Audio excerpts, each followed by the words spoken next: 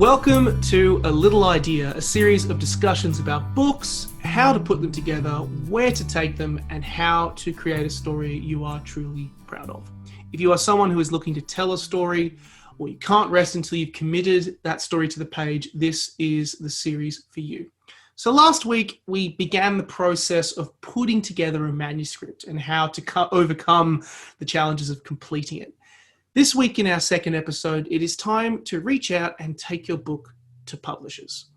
What are the ways of getting a publishing deal, and how do you determine what is the best deal for you? Well, that is some of the stuff we'll be covering tonight. Joining me tonight for this discussion is a very special guest, Franscois McHardy. He's the head of publishing at Booktopia, but he's also worked at the likes of Random House South Africa, Hachette Australia, Simon & Schuster Australia, and more. He's been in the industry for over 20 years, and it is a delight to have him this evening. Francois, it's a pleasure to have you here. Welcome to A Little Idea. Thanks, Nick. So I think it's fair to say that, a lot of authors, they start their manuscript, very few finish them in the context of that stuff, because it is a huge process. But say you have got to the end of your first draft, you've done your revisions, you've completed that manuscript, and you're suddenly going, okay, now what? What is the next direction for someone who is looking for that, looking to try and get their story to an audience? Right. Well, firstly, if you do get to that stage, you should give yourself a pat on the shoulder, for starters, because it is a great achievement.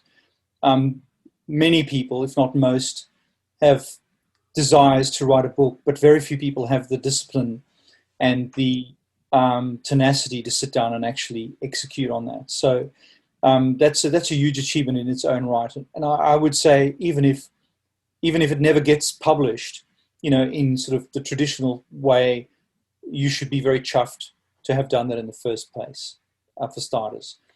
What I'd say to the person is that the thing you should not do is to ask your friends and family to read your draft, because and it's sort of the obvious thing that many people do, but friends and family will usually feel obliged to tell you what they think you want to hear. Whereas what you really do need at that point in the sort of creative process is a dispassionate, sometimes brutal feedback in terms of what the next steps are. What's lacking, where's the, if it's a work of fiction, where's the narrative not working, or are there some characters that are underdeveloped, or plot lines that aren't working? If it's non-fiction, have you forgotten to include some critical aspects of the subject that you're covering? So I think finding somebody to read it for you who's qualified to do that. And a lot of people will say that they've got editorial experience or are good editors, but editing a manuscript, is not about correcting the spelling or, fixing the punctuation. A proper edit, especially what we would call a structural edit, is a far deeper, more comprehensive part of the creative process. It's where, a good editor will say to you, I'm really, this character is not working for me, and I think you should basically kill them off because they're not adding anything to the plot line. And actually this part of the story is really compelling and it's very topical. And if you can develop that part of it, you're going to reach a much bigger audience, and you need to go and rewrite. And obviously that's a very big thing to ask somebody to do, because a lot of writers spend months, if not years of their lives crafting that first draft. And when they finally finish it, they think, that's it, I'm done. It's near to perfect because I don't really want to look at it again. But the best writers, that I've worked with over the years are the ones who don't blink when they've got to go back and write another draft and take that feedback on board. And it's hard because obviously you've invested a big chunk of your life in writing a book or, a manuscript. It's you've got a lot of yourself invested in that. Joanne Harris, in her recent book, 10 Things About Writing, talks about that. She says, when you write a manuscript, you're putting a piece of your soul into that manuscript. And so you've got to ask yourself, what is your soul worth?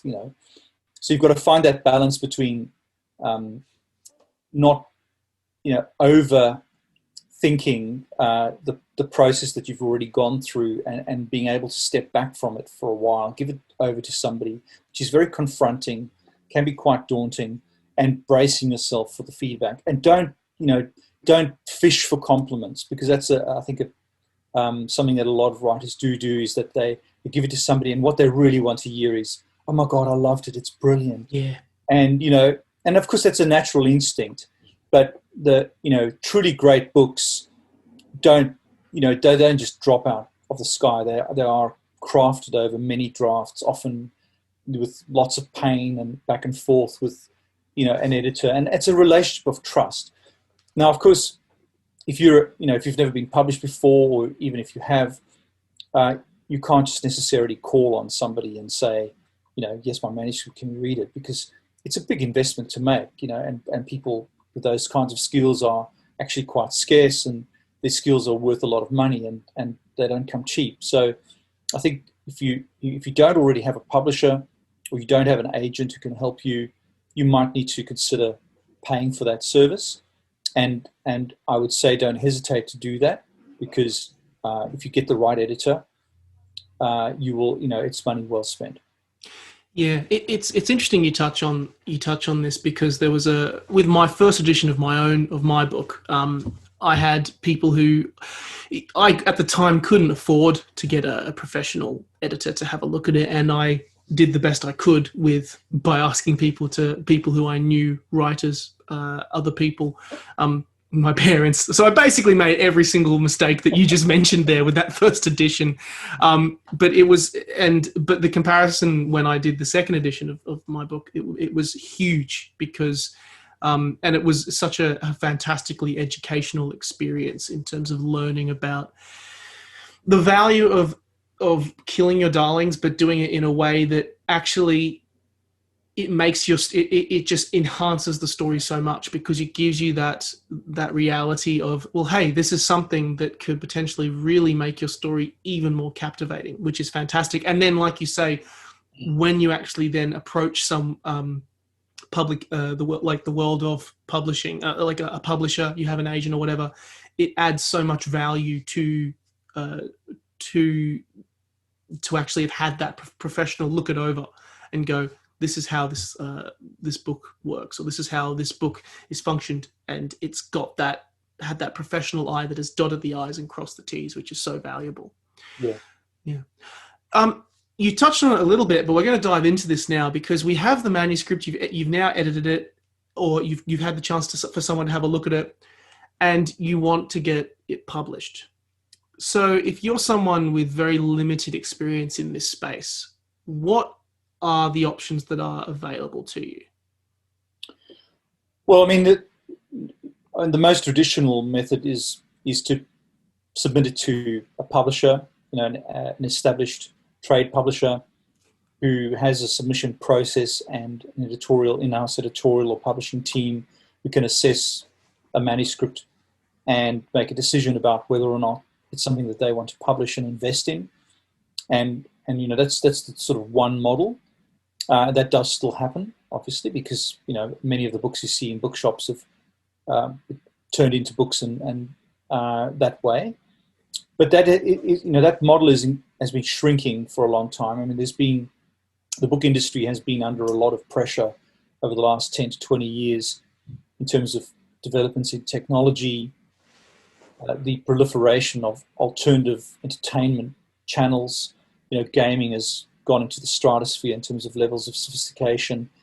Streaming has proliferated, and binge television. And we're all guilty of it. Getting stuck into series and watching far too much, video content than we would have previously, and probably reading, less than we should have. But and obviously technology formats have also changed the way in which the publishing industry works and the viability of publishing. So the growth of ebooks has been quite significant. Most trade publishers will now report that has plateaued. They report on average about 15% of volume seems to be around about where a lot of the trade publishers have ended up in terms of their total ebook sales. Clearly for some categories or genres like romance or mass market fiction, that percentage that ebooks present of their volume sales can be much higher, but that's an aggregate really across all formats. So the model has changed a lot. So I should sort of preface, the options for publishing by saying that.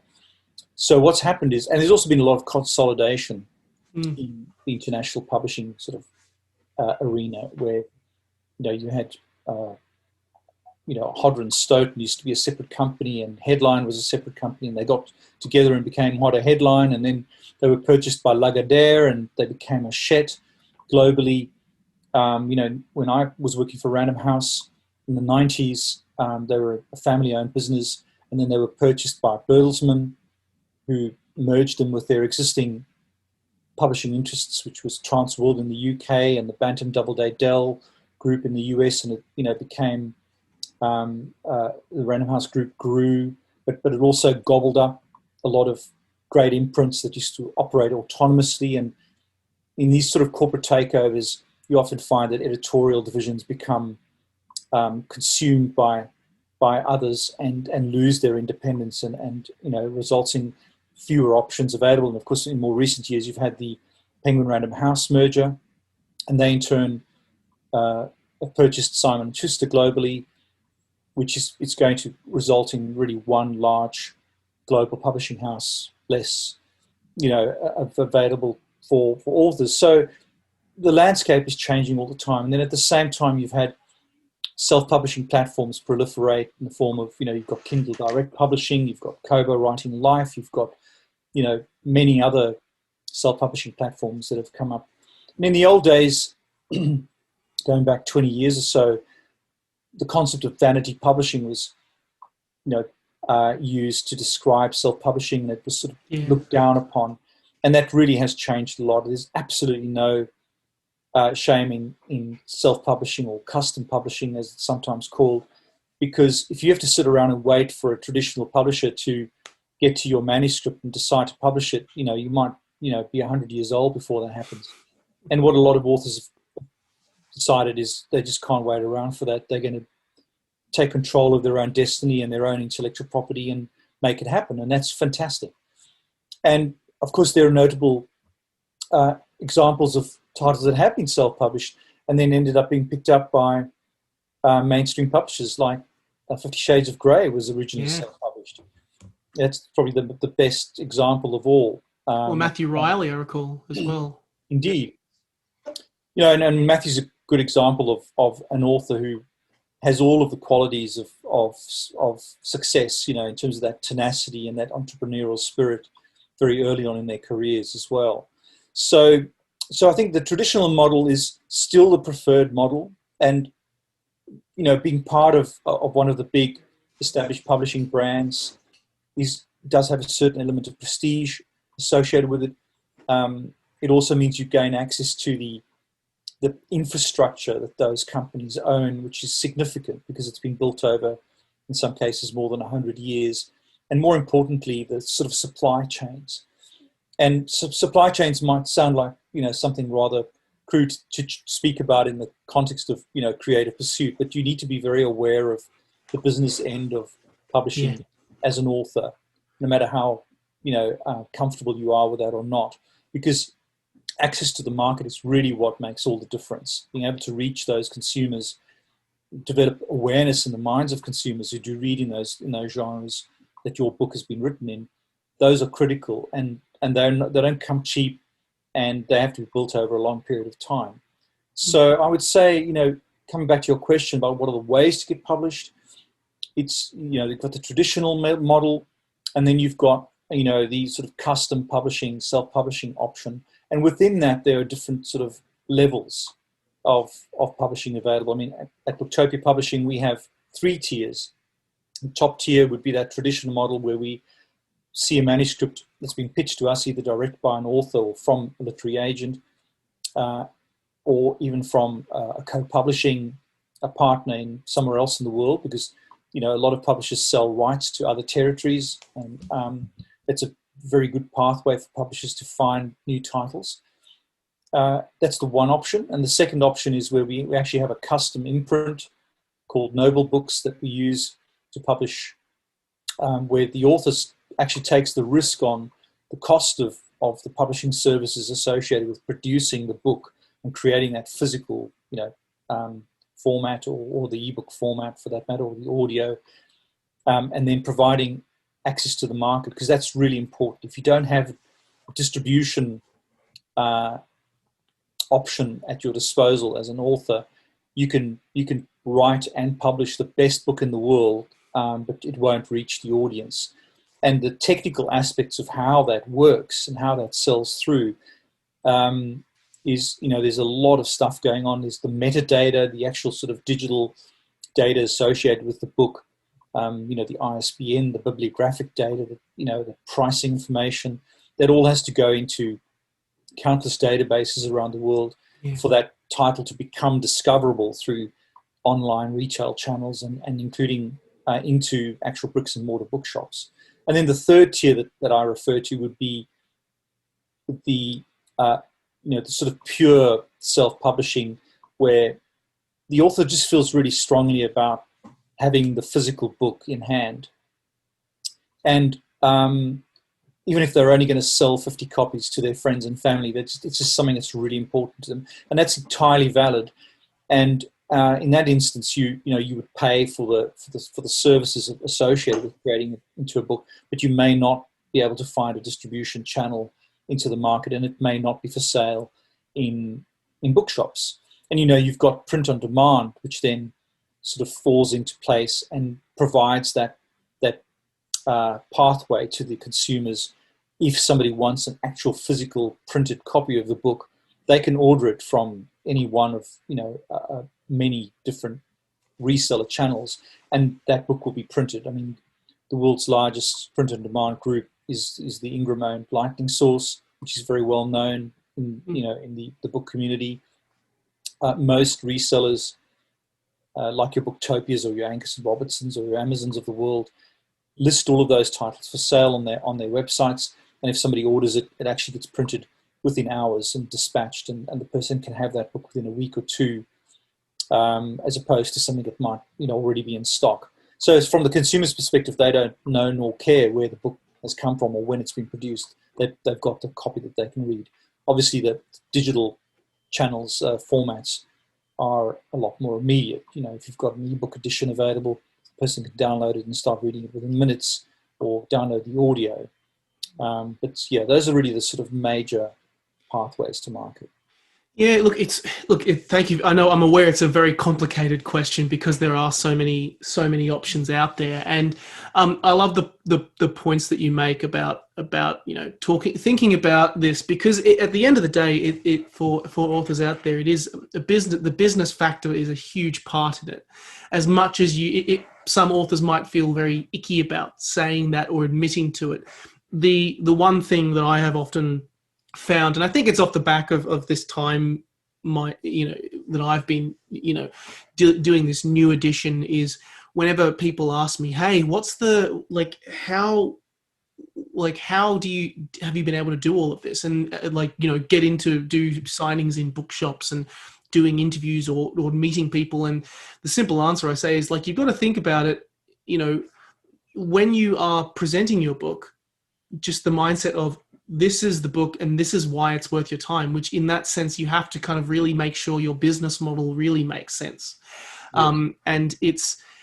And honestly, I think it's something that authors should be incredibly open to, because it's essentially another way of storytelling. It's a way of, you can describe the book however you like, through the way that you market it and aim it at the particular audience you want to. It's just a real dotting your I's, crossing your T's thing. I want to kind of touch on these kind of options that you've presented here, and kind of do a little bit of a pro and con situation with each. Thank you so much for mentioning Joanne Harris, by the way. I was very lucky enough to be able to interview her for the Booktopia podcast last year, and I know that she does a lot of advocacy for potential change in the industry, and I know that she has got some concerns about the way things have been changing over the last couple of years. We'll start first with that traditional sense that traditional model that you're talking about, submitting to a major publishing house. If you are an author, what are the pros that come with doing that? What are the cons with that, with going in that route? Yeah. Well, I mean, the pros obviously come back to the scale that the big companies have in terms of their global reach, their marketing and publicity infrastructure. That many of them can still afford to have good in-house editors, whereas a lot of publishing companies over the years have gone through waves of cost cutting, and unfortunately some of the first people who go when companies are doing that are the editorial personnel, and there's really no substitute for a great editor. Significantly undervalued in the creative process. And I think so those are some of the cons, and obviously sales infrastructure, and also the critical mass they've got with the big sales channels. So if you look at a market like the Australian market, I mean, obviously, Booktopia is now the largest bookseller in the country, but that's partly because of the long tail model of e-commerce, where you can offer 5 million titles for sale, and you can hold stock of 150,000 copies in your warehouse. The average bookshop has a much smaller range of titles. It's probably more like 15,000 titles in your sort of average suburban bookshop. And then if you look at some of the channels that sell very large volumes, like what we would call the deep discount stores or DDSs, which in Australia would be your Kmart, Target, Big W, they sell a lot of books, but they sell them very cheaply, and they often use them to attract customers to buy other products. And so other market channels struggle to compete with those price points. But they do, so getting into those stores requires you to have a very big catalog and a big purse when it comes to paying, co-op marketing contributions or advertising contributions, rebates. And the bigger companies tend to have the buying power to buy shelf space in those chains and those channels that can sell a lot of books. So it really depends on what kind of book you've written. If you've written a fast-paced crime thriller, in the vein of Kathy Reichs or Jeffrey Deaver or James Patterson or Michael Robotham, to mention a few of those sort of big brand authors, then you're going to want to be in those channels, and your chance of getting into them is going to be so much better if you are published by one of the big companies.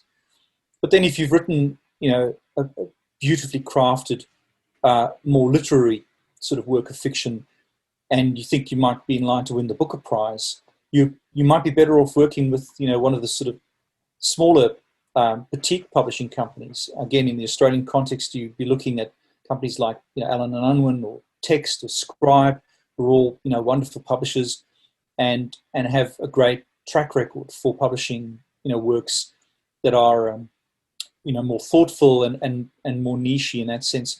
And then they've got access to the channels that do really well, which would be more your chains and your independent book selling sector. So it's horses for courses, really. But so those would be the pros, really.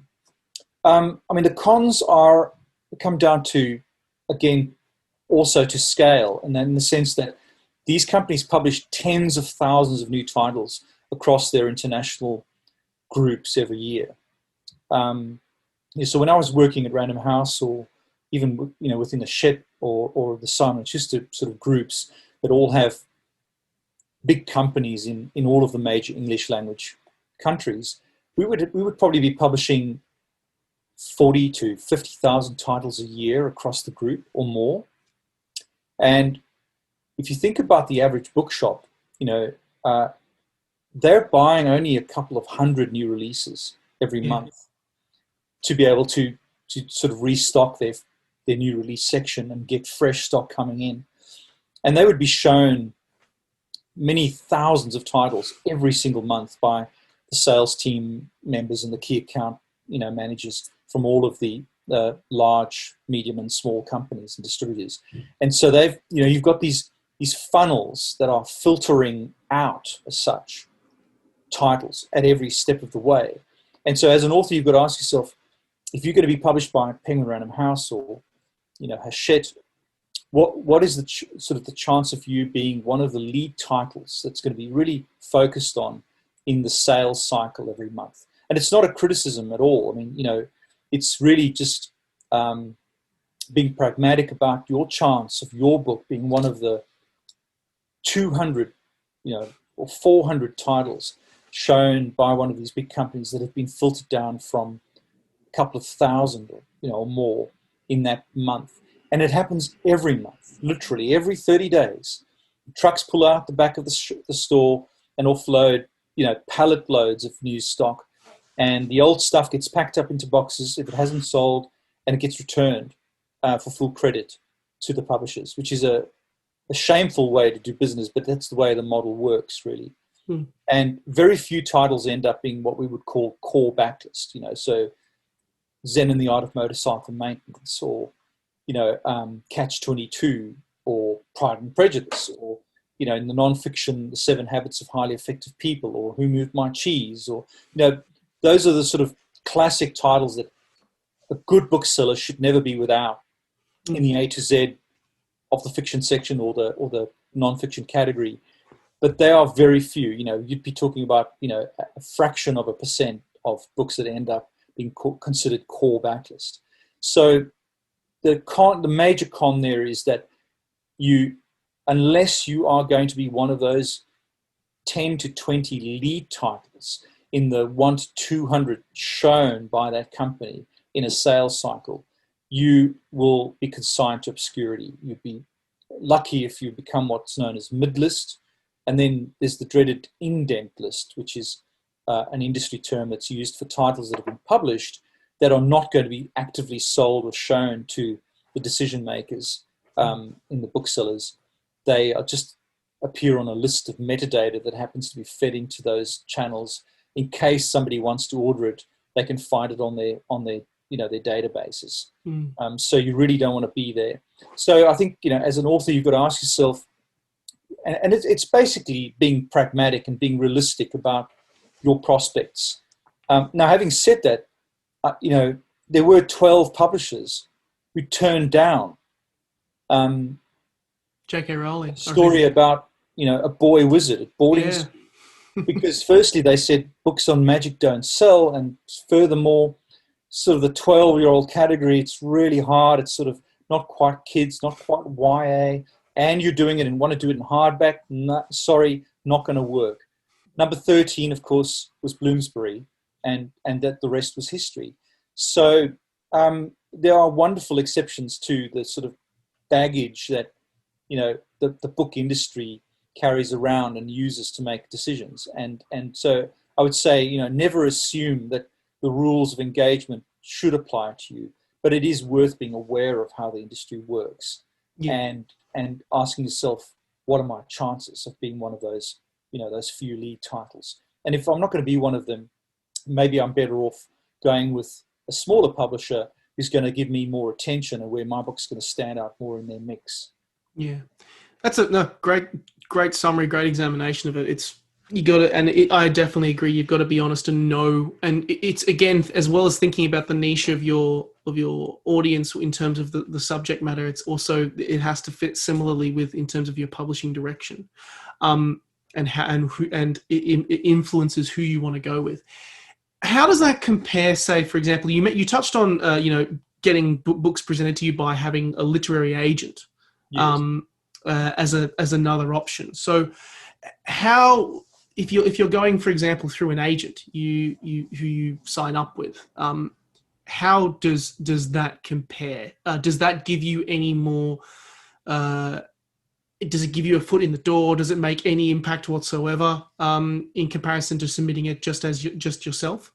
It definitely makes a difference.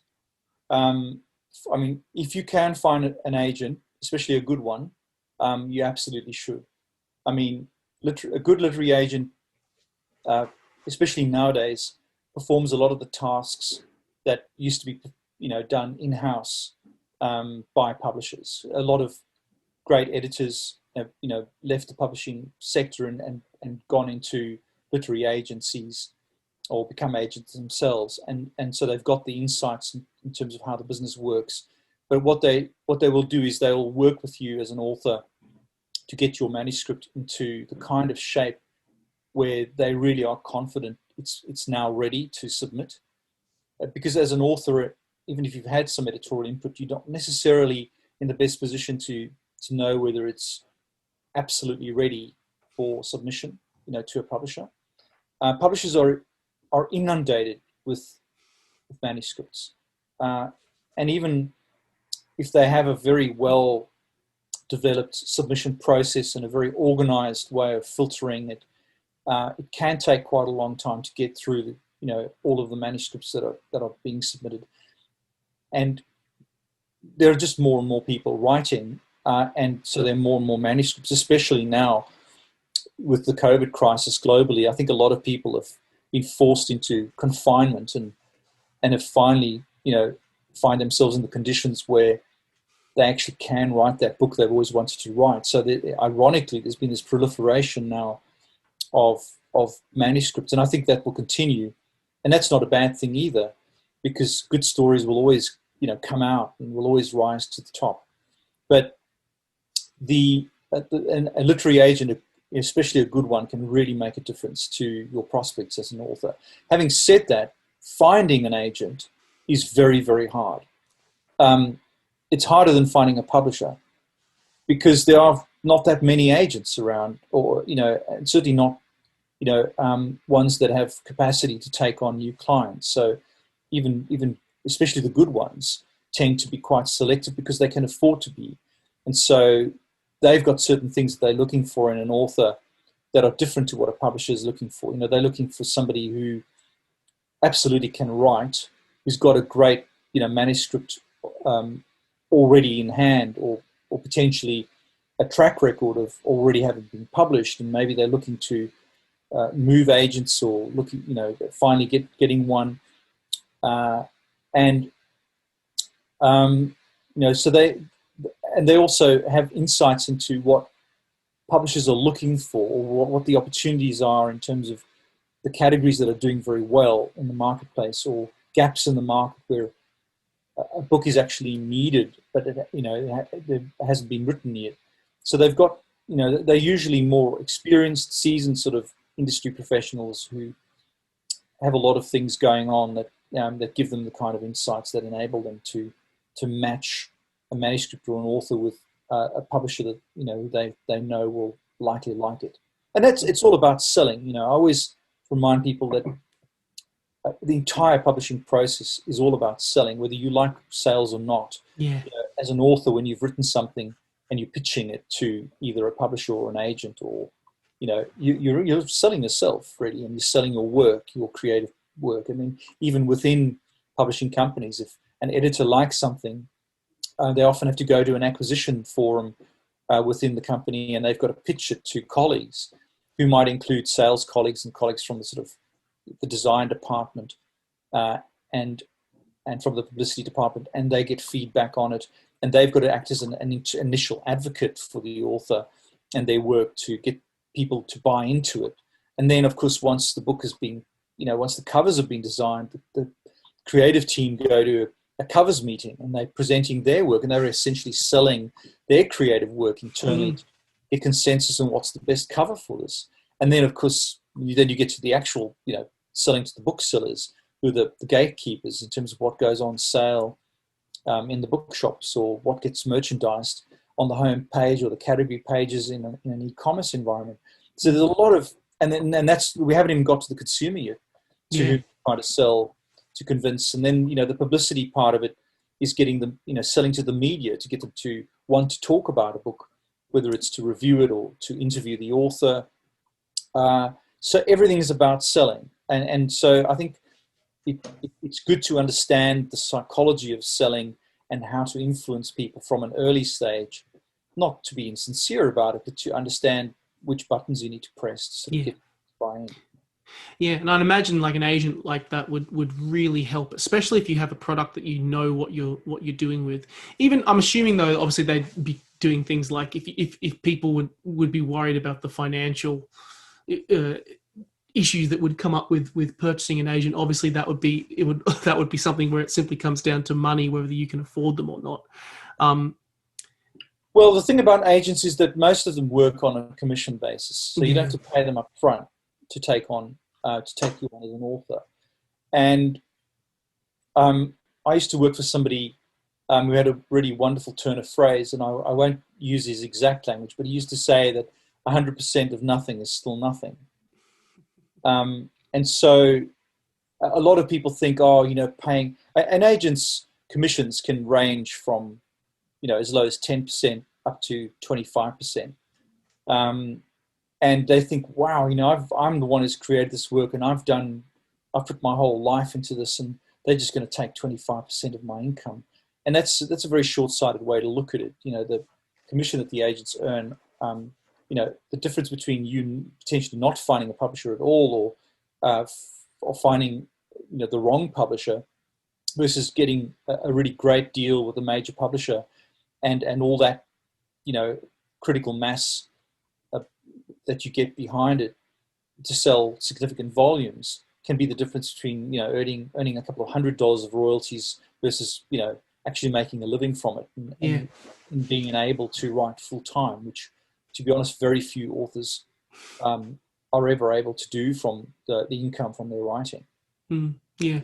It's about investment and how much you want to put in terms Correct. of that. And a good agent really does earn their keep. I would have no hesitation to recommend agents, because they look after so much. They're out there fighting for your interests all of the time. Keeping publishers honest, and looking for other territories to sell, other languages. They go to international trade fairs, or they used to, at least when we were allowed to travel. But there's still a lot of virtual book fairs going on. I mean, I get daily correspondence from a range of different authors or agents pitching projects to me, because that they're good at what they do, and they know what kind of books we're looking for, and they're working hard for their authors. Having said that, as with anything in life, having a bad agent is also not a great idea, because you can feel like you're in bondage to the person, and the same goes for having a bad publisher, for that matter, because the publishing process and the publishing agreement is a very intimate and very long-term relationship. I always used to joke and say that it's a bit like getting married, except it's much harder to get divorced, when you're an author, because if it's for the duration of copyright, that's a pretty long-term commitment. It's until 70 years after you're dead. It is a complicated thing, and it's so interesting to examine and see the repercussions of it and examinations of it with that. I know we are aware, kind of starting to run a little short on time, but the last kind of way of talking about publishing, and we've already alluded to this a little bit, is the self-publishing or your custom publishing, your hybrid publishing route. I love the term you used of what it was originally referred to as vanity publishing. It's and I know that a lot of people do publishing this way now. Pros and cons of going self-publishing. And particularly around, because there is a lot of misconceptions out there. Are there some that are justified or not? What are the pros and cons of self-publishing? Well, look, I mean, the biggest pro obviously is getting published versus not. Okay, and as I said earlier, life's just too short now for authors to sit around waiting for a publisher to fall in love with their book to the extent where they're prepared to make the kind of investment that is required to publish a book, because it is significant. And so I think, and then the biggest con, of course, is the cost associated with it, because to do it properly, you really need to spend a fairly significant amount of money. You're talking many thousands of dollars on an average book for good editorial input, especially if it's a structural edit up front. Good design for your cover. Good typesetting for the internals. The printing is relatively easy because there are, a small group of very capable book printers around who, are competitive. Or if you go the POD route, most of the print on demand options now are relatively good when it comes to print quality itself. The paper stocks are still a problem for print on demand because a lot of the POD printers use a heavier paper stock that doesn't bulk up as well. One has to think about these things because if you want your book to be in a bookshop, the bookseller buying it has to feel like it's a real book. And a lot of the titles that have been printed using POD they're quite heavy and they don't bulk up really well, and you can actually tell at a glance, without even opening the book, you can tell if it's been printed on demand because it's the weighting is a bit wrong. And readers, I think, are becoming sort of accustomed to that because many people who are now buying POD titles, especially online, when they get the book, they don't really care, as long as it's legible and the content's great. They're being desensitized to it, but the decision makers, the buyers for the booksellers, whether that be at a sort of a national account level for the chains or for your individual bookshop, they're still quite fussy about book formats and book production, and perhaps a bit prejudiced against the POD title. So going the self-publishing option, especially if you're going to be using POD, these are risks you need to be aware of. That it will be very hard for you, if not impossible, to actually get into bookshops. You'll have to consign yourself to selling mostly through e-commerce channels and resellers, and if you're comfortable with that, that's okay. And authors increasingly are.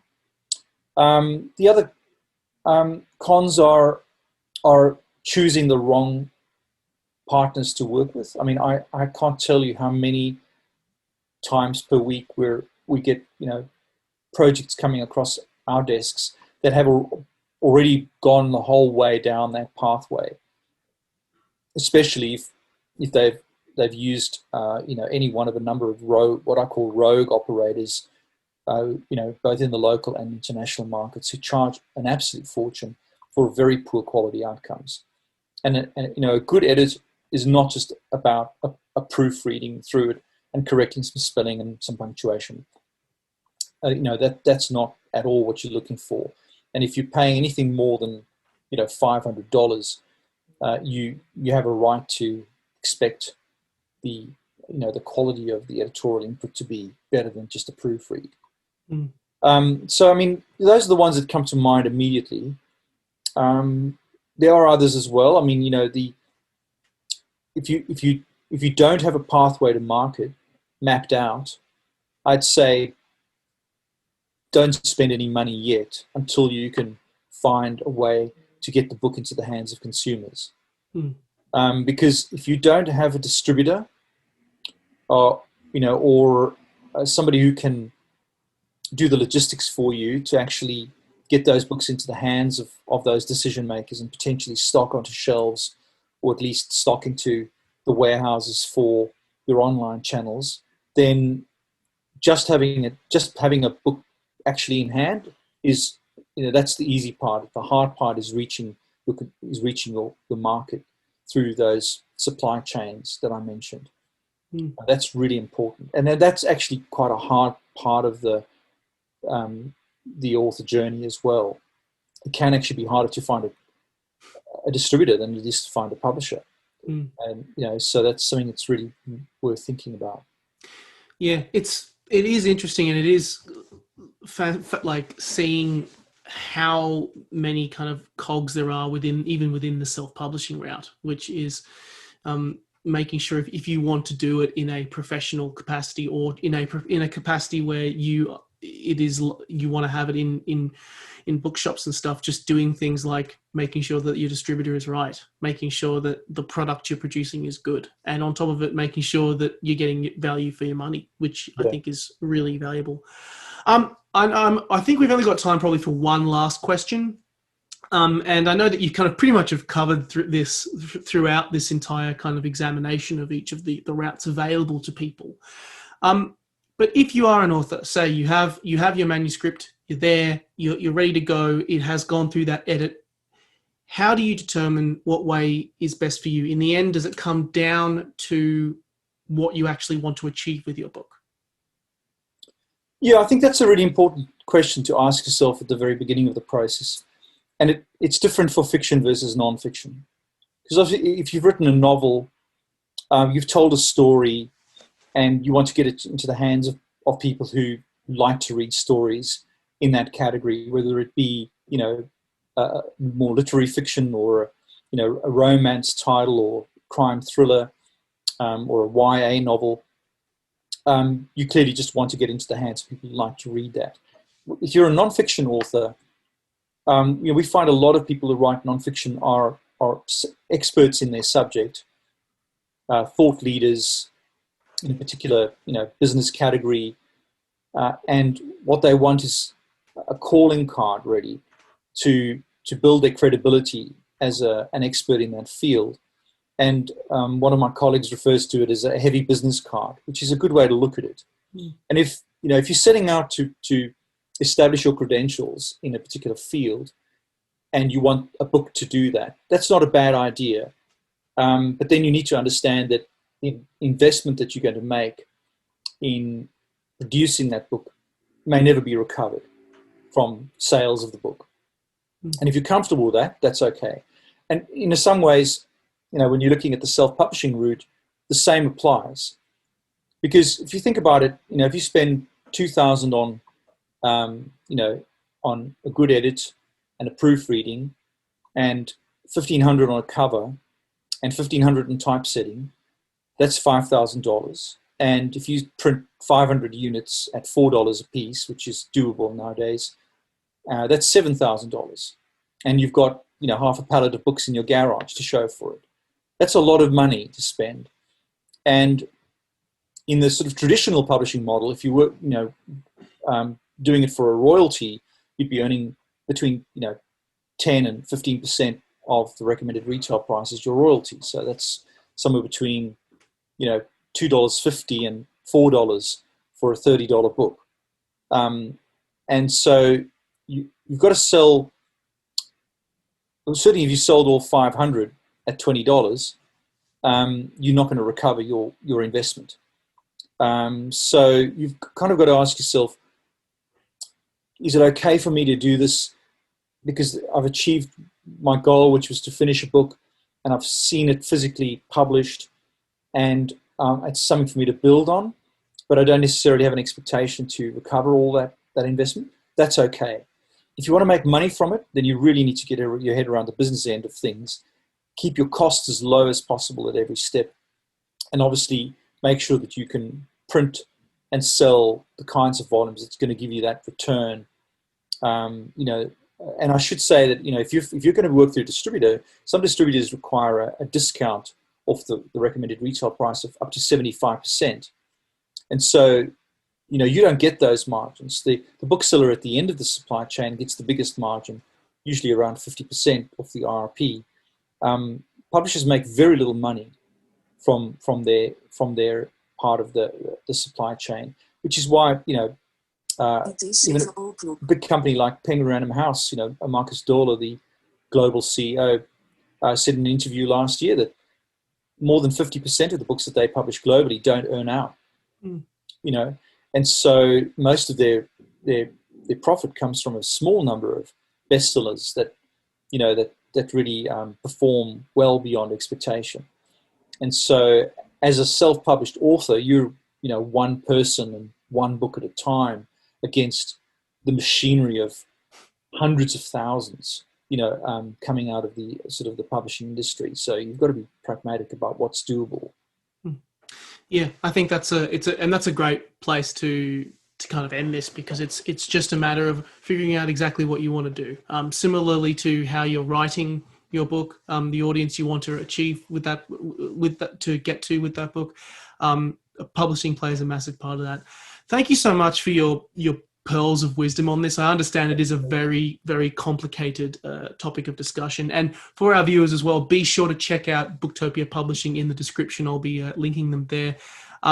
We hope that this episode has kind of debunked some misconceptions about the world of publishing and just how complicated it is, because it can seem very intimidating from the outside. But thank you so much, Francois. It's been great to chat to you about this space. Great to be with you. Thank you. So for all of our listeners, tune in to episode 3 of A Little Idea next week. We've talked about completing that first draft. Tonight we've talked about getting published, but next week we'll delve into something that Francois was talking about a little bit more at the start of this episode, but the process of molding your book into its final form. We're going to be talking about the world of editing. So my name is Nick Wasiliev, and I'm the author of When Men Cry, which you'll see links to down in the description below. Please be sure to check out episodes of A Little Idea in our playlist as well below. Francois, it's been an absolute pleasure. Thank you for joining me today. Great, thank you.